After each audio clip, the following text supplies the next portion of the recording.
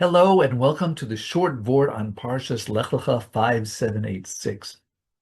Now that all the hostages, Baruch Hashem, that are living have returned to Eretz Yisrael, and now at least there is currently a ceasefire, and 2 years have passed, we can go back and look to October 7th and do a little bit of an analysis.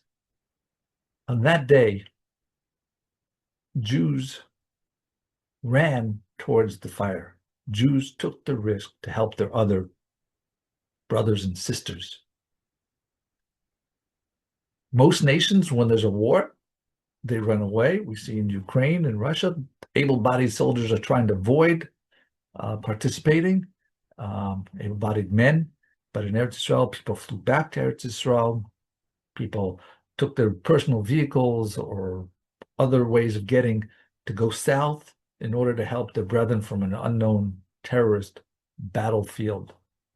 We saw many organizations get involved. For example, United Hatzalah had over 1,500 volunteers head to the south to help using their ambulances, their ambucycles, in order to create triage centers and other ways to treat and rescue civilians and soldiers during that battle, even as they faced their own rocket fire or gunfire.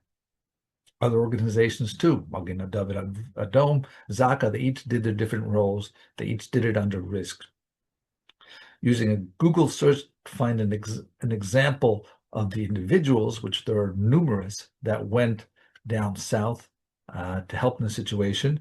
There was the Kalmanson brothers, Menachem Kalmanson and his brother Elchanan, who together with Itel Zohar, so they drove about 100 kilometers from the small religious Zionist community in Yehuda Shomron, which was at the Atniel.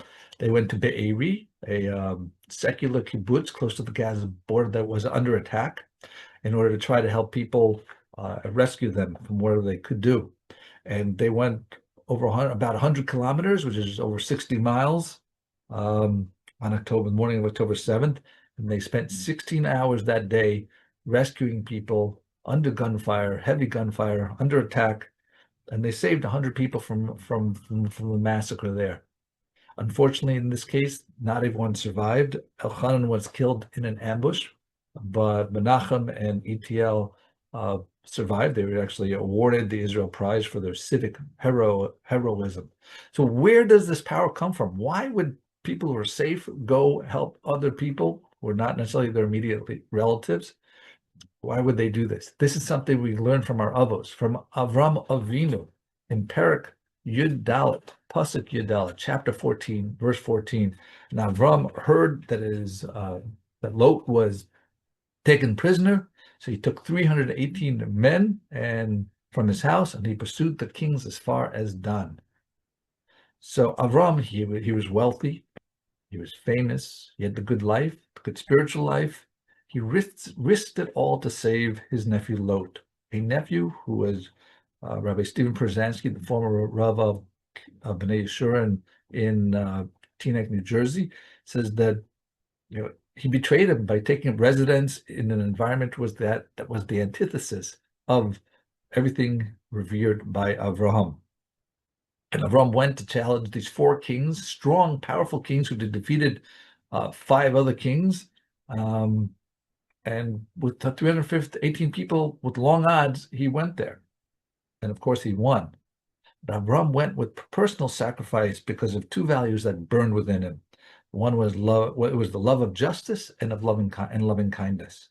Both these qualities engendered a fierce commitment to look beyond himself and to concern himself at all times with the needs of the other people. We see so many examples of Avraham doing that, but he was a military example.